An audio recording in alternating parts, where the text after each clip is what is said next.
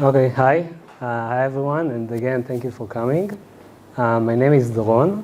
I work here at Intango as a data scientist, and like many others in the company, my main goal is to improve our real-time bidding system. Our data group always look for new innovative ideas. One of them is the reinforcement learning approach, which I'll share with you in this session. But before we delve into the machine learning part, let's start with online advertising and real-time bidding. Okay, so in online advertising, we have two key players. We have advertisers, businesses, individuals that want to sell their products and services online and reach their target audience with their ad. And publishers, again, it can be individuals or businesses that display ads on their websites. Now, usually publishers will offer some content that draws visitors or traffic to their websites. Now, let's say that at Adidas, it is well known that their target audience likes to read New York Times. How can Adidas get their ad displayed on New York Times website, nytimes.com? Well, Adidas can close a deal with New York Times. They will provide the ad and pay New York Times according to one of various business models. Two of them are mentioned here. It can be CPC, cost per click, where you pay the publisher each time a user clicks the ad. And it can be CPA, cost per acquisition or cost per action, where you pay the publisher each time a user makes a certain action, usually purchasing a product on the advertiser's website. Now, this is a single deal Adidas can make with a single publisher, in this case, New York Times. What about other publishers? And what about the fact that for a given publisher, in this case, New York Times, some users might be more interested in shoes and t-shirts than others? And in general, how can Adidas identify the right publishers and segments of users in order to increase their sales? As the online advertising industry grew with more and more advertisers and publishers, a new way of matching between publishers and advertisers, or traffic and ads, emerged, the ad exchange. Now, the ad exchange uses a real-time bidding protocol in order to match between traffic and ads. A moment before a user sees the fully rendered publisher's webpage, an ad request is being sent from the publisher side to the ad exchange. Now, ad request basically means that we have a publisher that has a web page with an empty space, and he asks for an ad to fill it. Now, the publisher's website can be, as we saw, a large website like nytimes.com. It can be a small website for playing Pong. And basically, it can be any website that offers space or placements for ads and is connected to the ad exchange. The ad exchange can be, for instance, Google Ad Exchange, which is also the largest one.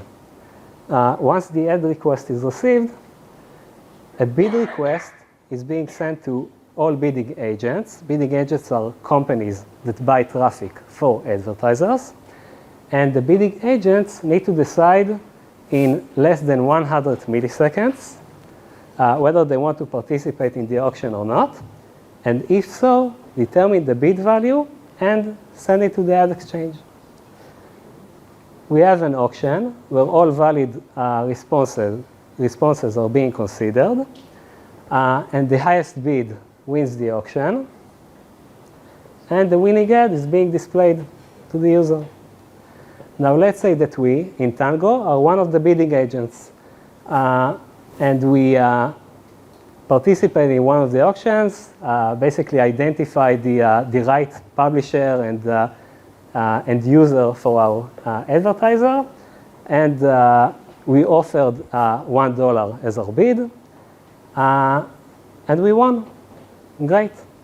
it means that we already paid this $1. We're going to get our payout from the advertiser only in the case where the user clicks the ad or makes a certain action. And again, it depends whether the advertising campaign is CPC-based or CPA-based. So we started with a page that has no ads, and we ended up with something that looks like these two examples, where you can see the ad banners. Okay. So this entire process is pretty simple and straightforward, but it comes with many challenges.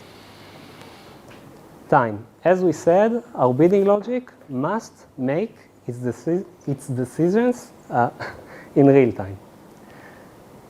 Budget. All bidding agents must have a budget constraint. Even if you have a profitable bidding strategy, it's only on average. It doesn't mean that you're going to be profitable every single day. So a budget constraint ensures that you won't end up losing every dollar you have within a week. So assume we have this budget constraint. It can be a daily constraint, an hourly constraint. How should we manage it across a series of auctions? Not trivial at all. Advertisers. In case we have multiple advertisers, a given request might be suitable for many of them. What is the best way to match between requests and advertisers? And the payout itself. In the CPA case, cost per action, the payout may have a wide range of possible values if it, for instance, depends on the product's price that is going to be purchased. How can we, in real time, per request, estimate the expected payout? So we have plenty of challenges, and that is why, for now, we're going to narrow it down to a simpler case where we have a single advertiser, a known payout per request, like in the CPC case, and tons of historical data, like we have here at Intango, which is great. And the challenge is to create a profitable bidding logic. We have tons of data, of course. We're going to use machine learning models. So assume we can represent each request with a feature vector X, which consists of the request time, IP geo, perhaps some information about the domain itself, the placement size, whether it's above the fold, below the fold, etc. We can train two models. A model W, which estimates the probability to win the auction with the bid A given X, and the model C, which estimates the probability for a user click given that we already won the auction. We're going to train these two machine learning models with our two binary target vectors, YW, win or not, and YC, click or not. And of course, for the click prediction model, we're only going to use records that refer to a win case, because if you didn't win the auction, of course you don't get a click. And finally, as we said, like in the CPC case, we are also given R of X, the payout or reward per request. Once we have these two models trained, we're going to use them in a series of auctions under two constraints, a budget constraint B and the number of auctions constraint T, meaning that if we already spent B dollars or participated in T auctions, we stop. This is the formulation of the problem. So to sum it up, in the standard machine learning approach, we use our labeled dataset to train the two models W and C. In production, we use both models to calculate for many possible bid values. A, the expected profit, the probability to win the auction times the expected profit given that we already won. And finally, we're going to choose as our bid the value A that maximizes the expected profit. And of course, we're going to participate in the auction only if this expected profit is positive. We don't like losing money, right? Okay, so that's the standard machine learning approach. So let's say that we have this request and we went over many possible bid values A, and we found the A that maximizes the expected profit, which is also positive. That's awesome. Should we participate in the auction? And the answer is, it depends. What if the bid that I'm about to offer is $2 and the expected profit is 2 cents? Again, the expected profit is only expected. It is not guaranteed, of course.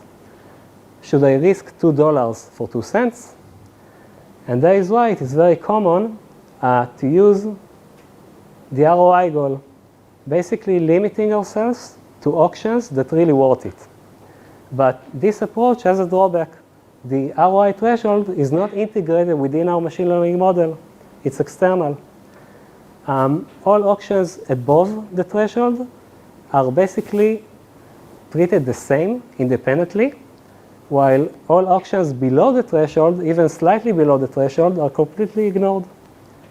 Can we do better?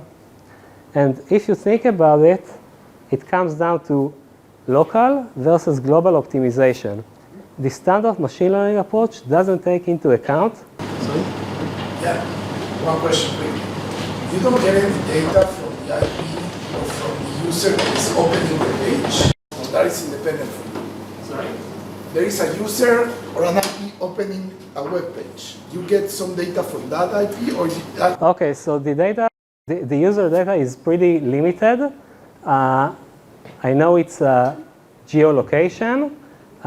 Maybe I can tell something about his history, but you don't get so many features about the user. So that's for the Google Ad Exchange, okay? Okay, so the issue with the standard machine learning approach is that it doesn't take into account the fact that the current bid that I'm about to offer in the current auction might generate a higher profit in the next auction. So perhaps it would be best for me to keep it, or at least part of it, for later on. So we have this standard machine learning approach that has a drawback, and we have an alternative. Reinforcement learning is a subfield of machine learning that focuses on teaching agents how to make decisions based on rewards. The agent, which is the learner, the decision maker, interacts with the environment by taking actions. So as an example, consider this maze that we would like to solve. At each, the maze is basically the environment, and each state, the current state is defined by the agent's current cell. And the agent, at each move, can take up to 4 possible actions. It can either move up, down, right, or left. And each of these actions will basically move us from the current state to the next one. So if we consider this environment and we add the following reward function, so let's take a look at it. This reward function will give the agent a very high positive reward in the case he gets to the exit cell. He will pay 1 unit every time he moves to a non-exit cell, and he will pay a lot more, 5 units, in case he visits an already visited cell. So with this environment and this reward function R, the agent, after some iterations of explorations, he will learn that in order to obtain the highest sum of rewards, it would be best for him to go to the exit cell while taking the shortest path. So that's basically an intro to the idea behind reinforcement learning. interacting with the environment and getting some feedback. And the definition of a state in the environment. Okay, cool. So reinforcement learning offers a natural formulation of the problem in our use case. The state is defined as a triplet: T, the number of remaining auctions; B, the remaining budget; and X, the current feature vector. And the actions are the bit values that take us from the current state to the next one. There are two main differences between the RL approach and the ML approach. The first one is the fact that the constraints are now integrated within our machine learning model. As you can see in the state definition, we have the number of auctions and budget. And the second thing is the fact that now we're going to use the value function. Now the value function takes a state, tbx, and returns its estimated value. And in our case, the estimated value is defined by the expected sum of all future profits when I'm starting in the state tb and x. So I'm starting in tb and x. What is going to be the sum of all of the profits that I'm going to get starting from this state. And we are also going to use a second value function, v of t and b, for the case where the feature vector x is still unknown to us. So the idea, oh, something is wrong with the, okay, never mind. So the idea is presented in the paper mentioned here. Okay, it's good. In the paper mentioned here, we took this idea and we basically made two adjustments in order for it to be suitable for our use case. Okay. Okay, so under this formulation, if we're at the state t, b, and x, there are two options for the next state. If our bid that we offer, A, is higher than the market value, meaning that it is the highest in the current auction, then we win the auction. And the next state would be t minus 1, because now we're left with t minus 1 auctions that we can participate. B minus A, a reduced budget, because we won the auction, we pay this A, now we have a reduced budget. And xt minus 1, the next feature vector, which is still unknown to us. The second case is for the lose, when we lose the auction. So it's basically the same, but in here we have the same budget because we didn't spend this value A as we lost the auction. Okay, so these are the two possible states after the current state. Okay. Now we can talk about the optimal action or the best bid that we can offer. The best bid that we can offer is the one that maximizes the expected sum of future profits. I'm not looking into the current profit and that's it. I'm also taking into consideration the future profits. So if we win, and I can estimate this probability with our model W, I get the expected profit from the current auction, CR minus A, plus the sum of all future profits with respect to the next state. The next state is T minus 1, B minus A, because I won the auction, and XT minus 1. I don't know in advance what will be XT minus 1. So I'm basically averaging over all possible values.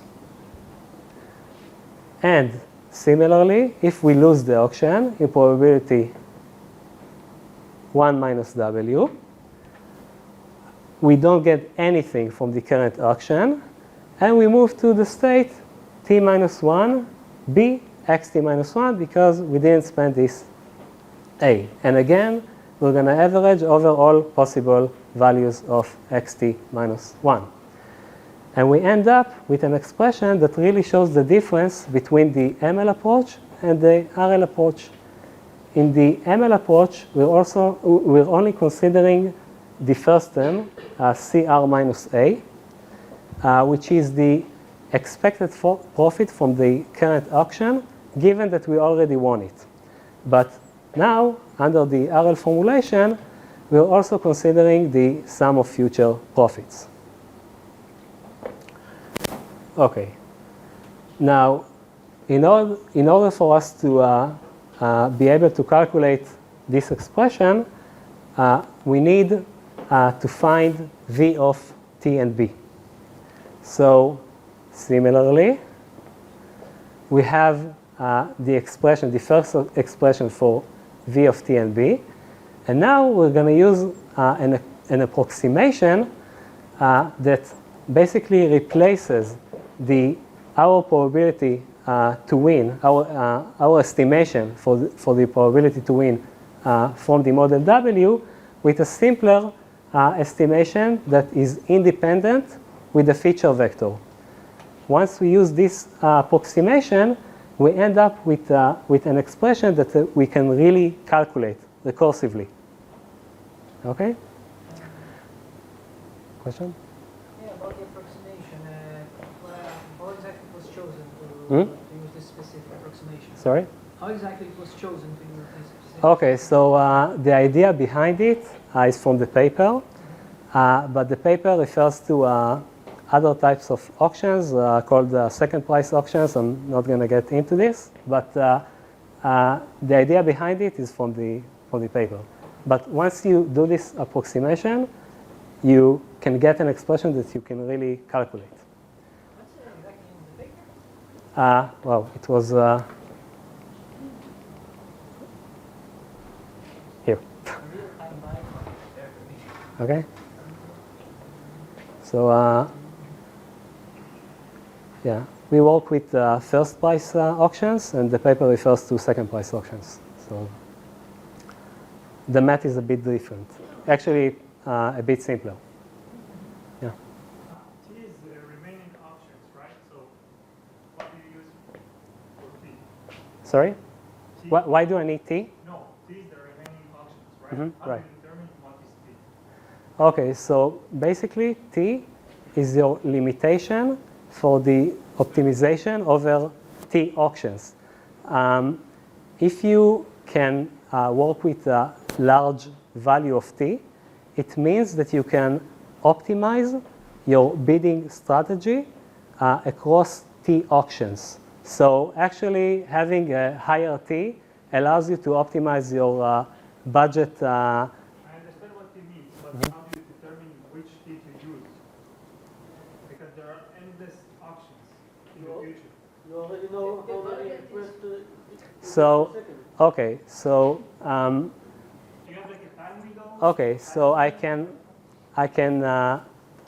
that the last slide will actually help you. No, it. If the budget Sorry. is daily, then the T is the amount of auctions we have in a day. Yeah, I mean, T basically. Also, yeah, the budget should be like according to a certain time frame. Maybe we expect there was Yeah, we have a daily budget, we have an hourly budget. So, but in general, if T is, if you can work with higher T values, then it means that you can optimize for a longer. what you are actually using. So we tested it with T that corresponds to 1 hour of traffic. 1 hour. Yeah, that's what we tried. But yeah. Okay, so we ended up with this expression, and I know few people that would say that the last two slides were extremely ugly because of all of the math here, and that is why I added this slide that sum it up. That's the pseudocode of the RL-based algorithm. You start with a one-time calculation of this V table, which can be very large, potentially. Of course, if you have 0 auctions remained, then you can't earn anything. Same for 0 budget. You can't participate in any auction. And for all other values of V, you basically have this recursive expression, and you can basically calculate the entire table. Once you have the table in this one-time calculation, you just need to use it in the last expression in order to find the best bid. Okay, so that's basically the algorithm. We tried it. And just to make sure we all understand this expression, just know that the first term, W, increases as A increases because you have a higher chance to win the auction if A is have a higher value. And the second term decreases when A increases. So we chose a specific campaign, and we chose T that corresponds to 1 hour of traffic. And for the budget, you need to discretize it. We chose 1,500 bins. The algorithm tends to choose lower, very low, actually, bid values compared to the standard ML approach. And regarding the table, one last comment. Regarding the table, it can be potentially, its size is T times B. It can be extremely large. And in the paper, they offer to approximate this table by choosing T and B that you can really work with, that fit in the memory, and approximate V with a feed-forward neural network that takes 2 neurons in its input and outputs the value of V. And that's it.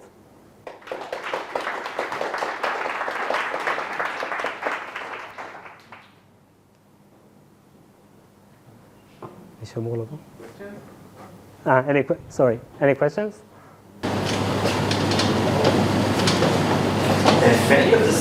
effect of the fact that you're taking a first price option and not second price option, makes you act more conservative, or? That's a great question, and the answer is yes. Yeah. We actually have in our code like the maximal. Yeah. Maximum, the Yeah. second price. Yeah, because it can explode, right? Yeah. Do you have any explanation to why the RF method proposes toggle p-values? Yeah, because the ML method, in the ML method, you end up with the minus A over there. And if you consider the difference between the V value, the V values, as A increases, you're left with a reduced budget. And the difference is more negative, right? So there you go.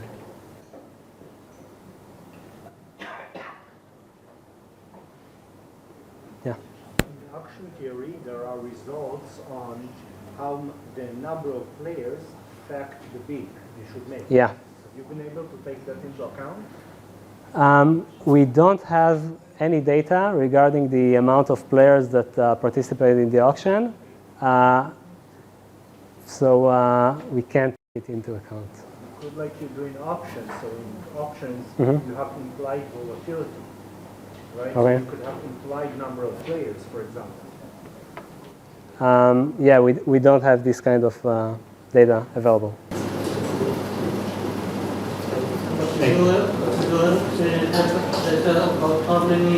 What are the chances of you getting So each time in Google Ad Exchange, each time you participate in the auction, you get a win notification, and part of it is something called minimum bid to win.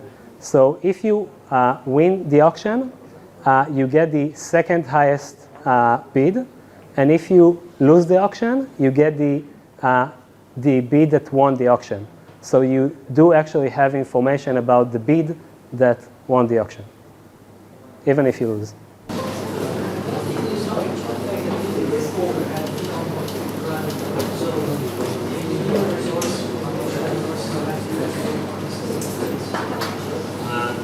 In general, participating in auctions.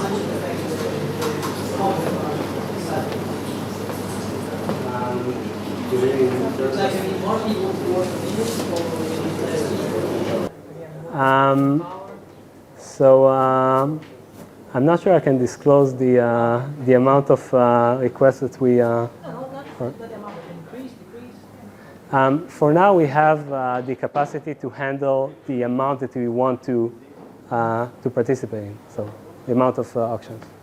Yeah.